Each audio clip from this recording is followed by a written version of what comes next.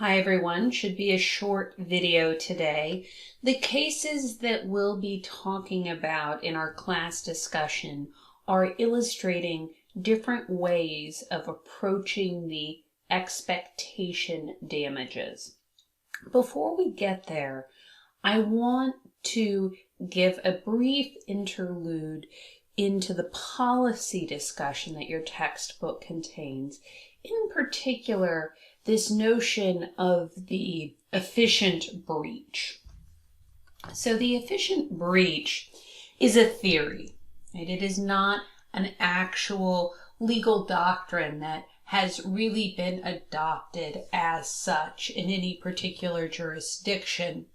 But the idea behind the efficient breach is if it's more profitable for a party to a contract to breach the contract, incur whatever damages they would face in expectation, and still make that choice and continue with a second transaction, to deliberately breach one contract to get a better deal elsewhere. The argument goes something along the lines of, well, isn't that better for the economy as a whole? And so I'll let you think about that, read through the description of efficient breach, and think, well, if contract damages, unlike, say, criminal law punishments, are focused mostly on making parties whole, if you believe, and there's debate, as you see in your textbook, about whether the expectation interest really is what we should be awarding in damages most of the time in contract. But if you believe that, then it sort of seems hunky-dory, right? The other side breaches, but you get whatever you expected to get under the contract. I want to encourage you as we go through this chapter where we're really starting to dig into damages to think a little bit about notions of punishment and deterrence as guiding principles for setting up legal rules. There's lots of rules that you can think of, right, that are put in place to deter bad conduct, bad actors. Contract law, as we've seen over the course of this year, doesn't seem to operate that same way. The prevailing attitude are in some ways so much in contract, have developed so much the opposite direction that we've now really strayed, at least in our American common law of contract, from this notion of pacta sunt servanda, right? That the idea that an agreement must be kept, right? That you must act in accordance with your agreement. Now, other jurisdictions haven't strayed that far, and there are many jurisdictions around the world where the law there is that if you make an agreement, you must keep it. The fact that we've strayed so far from it is what has in some ways enabled this notion of efficient breach to rise. The idea that contract law is primarily to facilitate the most efficient use of resources, that it's somehow that contract law is in the service of the market. And so those who value goods and services the most should be able to rely on the law to support that transfer. I think given the sort of current time we're in, where we're dealing with a global pandemic, it is worth pausing to think about, what happens when our goals are pure efficiency, or purely that people should be able to extract the most value monetarily from things. The illustration I'm going to give in an efficient breach, I think, shows that the notion is easy when you have a single buyer or seller or a single service provider and a person who wishes to use the service, the proponents of moving towards something more like efficient breach tend to argue that the law should, and in fact does, allow for parties to breach at will if the non-breaching party receives adequate compensation. Right. I think that this is troubling. I think that you can see how this is troubling when you look at the gentleman who was cited for sitting in a Meijer parking lot selling toilet paper packs for $60 a pop. All right. But this is the idea, right? That the market should operate in a way so that the people who are willing to pay the most for the resources have access to those resources. So the illustration I'm going to walk you through is really meant to get us questioning whether overall efficient breach is best for the market, or whether efficient breach is really about reallocating resources in a way that serves to benefit sellers or service providers at the expense of their customers, and to illustrate that there are ways that the market can still act efficiently and not have a breach required at all. So here's my illustration, right? So let's walk through scenario A, right? I'm going to walk through this slowly, hopefully. So scenario A is meant to illustrate an efficient breach scenario. So we have a machine. Let's say that the current owner of the machine thinks it's worth $100,000. So Amy, our seller, agrees to sell the machine to Bob for $120,000, thus expecting a $20,000 profit. But Cal comes along and really needs or wants this machine, and so offers Amy $150,000. Right now she would make a $50,000 profit on this deal. So Amy, logically realizes, well, I can breach my contract with Bob, sell the machine to Cal. But if I do that, I'm still going to owe Bob $20,000 in expectation damages. But I am going to get a $50,000 profit from Cal, so I come out ahead. Even after paying the $20,000 in damages out of my profits, I make $30,000 rather than $20,000 on this deal. So it's an efficient breach. That's sort of how the argument goes. Now, my contention would be that you could set this up in a way that everybody is performing under agreements, under contracts, and you could still capture value. The question, though, is who is going to be capturing that value? So again, we have the machine that's worth $100,000. Amy had agreed to sell it to Bob for $120,000. Amy has an agreement now contractually to convey the machine to Bob. Now Cal comes along. Cal wants to pay $150,000 for this machine. So the way that this could work is either Amy conveys to Bob as she's supposed to do under the contract, and then Bob buys it, Bob sells it to Cal for $150,000, or Cal could come along and offer Bob $30,000 to just convey Bob's rights to Cal. All right, so Amy could still have the machine, but Cal could come along and say, hey, I know Amy agreed to sell it to you for $120,000, but it's worth $150,000 to me, so why don't I just pay you Bob $30,000, pay Amy $120, and have her ship me the machine directly. Right.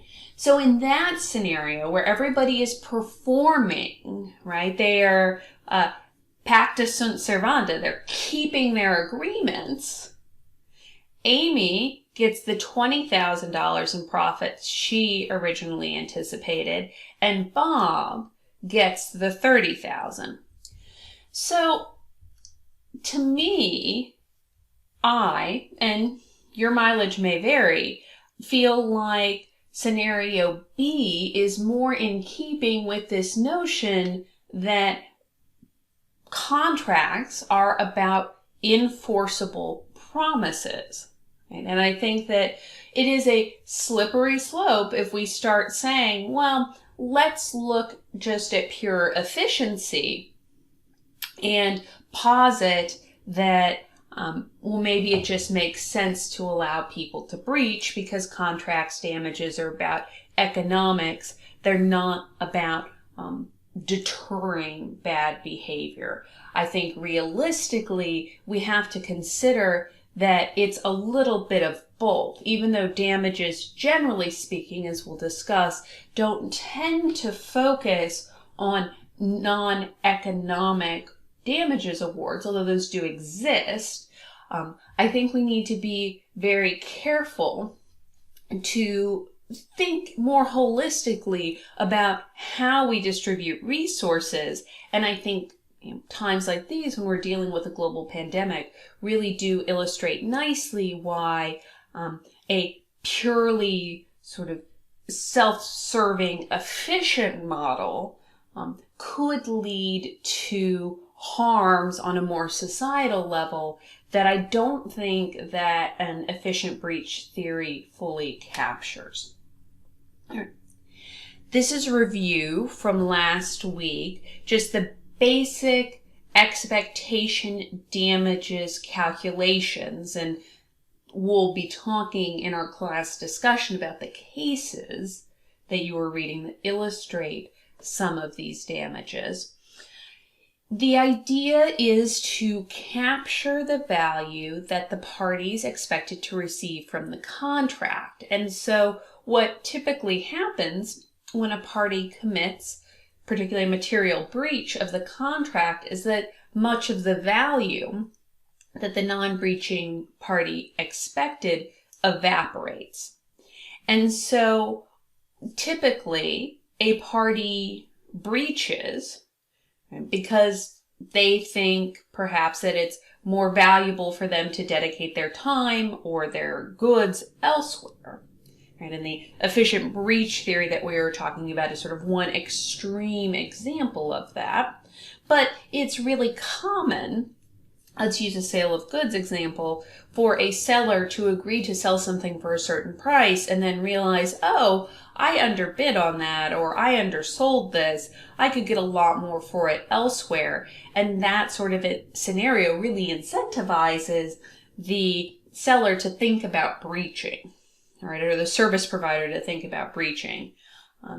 And so what typically happens is that the non-breaching party has to account for the lack of goods, the lack of services in some way, and often that is by going out and seeking substitute goods or services elsewhere. Although, think about it, if we're in a scenario where the price or the value of something has suddenly shot up, it may be that they're not able to secure those goods or services elsewhere.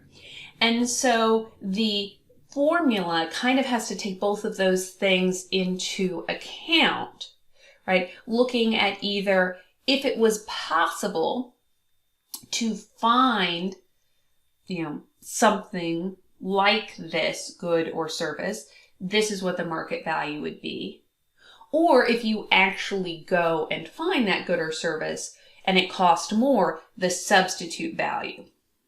Right? And the cases that we're talking about today, the TBS case and the substitute teacher case, show us, right, those two essentially values, replacement values. The value for this is how much I think the market value of the thing is worth because I can't go out and get the same thing elsewhere, versus we found a substitute, this is what they were worth.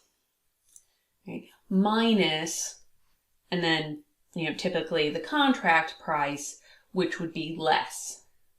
That's the idea. And then we talked a little bit last class about these additional forms of damages beyond the direct damages you can get an expectation, so consequential and incidental damages, and we'll talk more about those next week. So to highlight for you the measures of expectation that we'll talk about in our class discussion, one of those measures is the market value of whatever was not provided.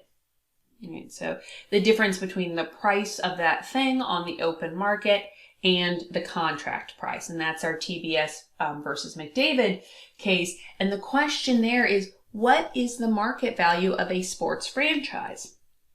And you will see, reading that case, that expert minds may differ.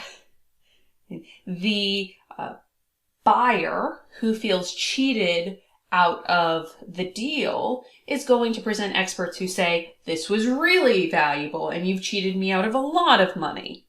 The seller who is being sued might say, in the alternative, no, not quite as valuable as you believe. We didn't cheat you out of that much money, right? Of course, their first defense is always going to be, we didn't cheat you, we didn't breach. All right. Damages disputes are only something you typically enter into once we're talking about liability. Another measure of expectation, which we see in the Lukaczewski case with the teacher, is a substitute transaction.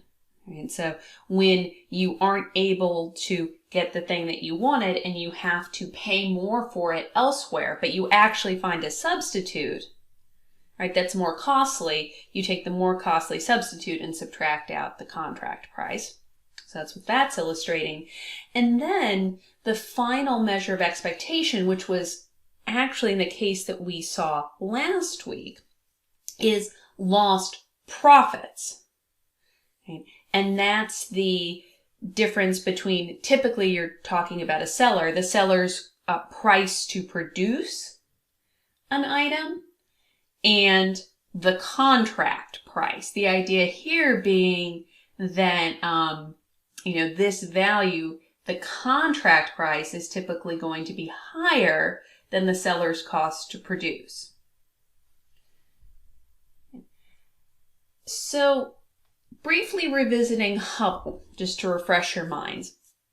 Hubbell asked for lost profits, right? It cost us this much to build the home. You agreed to pay that much. We want the difference.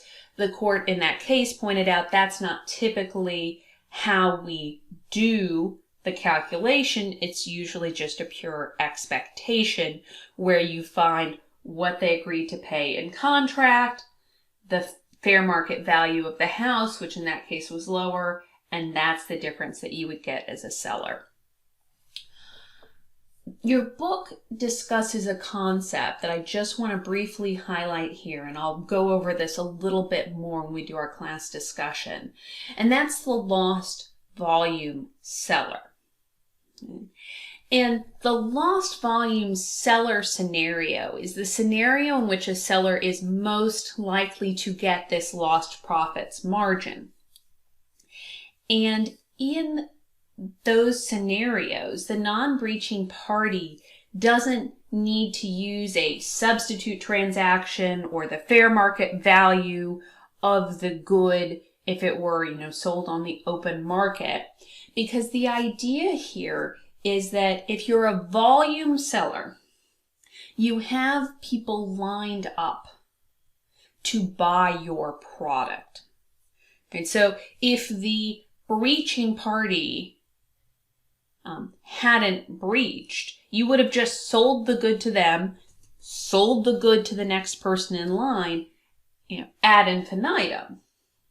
Okay? And so the non-breaching party, the seller, would have benefited twice, right? Because they would have completed this transaction, moved on to the next transaction. So we'll talk more about this lost volume seller doctrine when we're discussing expectation damages in class. So what do I want you to prepare for class? Be prepared to talk about TBS versus McDavid, the Lukaszewski case, and then problem 20.7. And just as a little highlight, if you're interested, I have included in the Twen links on the website a podcast about the Peavey House case that problem 20.7 is focusing on. It's a very interesting case, and the podcast gives you a little bit more detail about why, in that case, the homeowners thought that they had a strong and colorable claim that the mining company did, in fact, need to repair the mining damage, right, which runs contrary to the actual decision. But the homeowners had a reason that they thought they had a good case there. So that is where I'm going to end us for today. I think that these questions of damages, of breach, the, I would say, frankly, philosophical doctrinal notion of an efficient breach are really valuable notions for us to be thinking about in times like these, where resources are becoming scarce, where people are having to make decisions about how they allocate those resources. We've already talked about force majeure and this notion of changed circumstances. That's certainly going to be something you're thinking about as well. But just on a sort of real basic level, do we think that pure expectation damages are sufficient? And what do we think of situations like problem 20.7, where notions of this forfeiture and economic waste doctrine can come in and actually change or modify contractually agreed upon remedies? So lots of interesting things to think about as you dig into the reading for Wednesday's class. Talk to you tomorrow.